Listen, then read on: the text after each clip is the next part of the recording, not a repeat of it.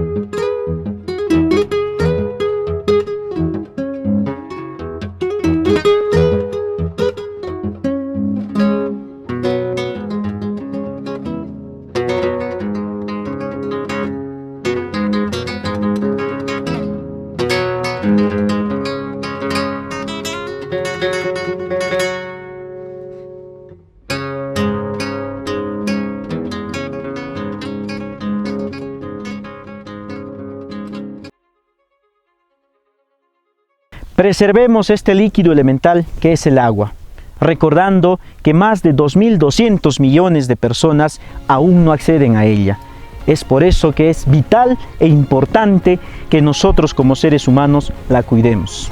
Desde ACHCA los invitamos a que cuidemos nuestras fuentes de agua, nuestros manantes, nuestras lagunas, nuestros ríos, nuestras cabeceras de cuenca.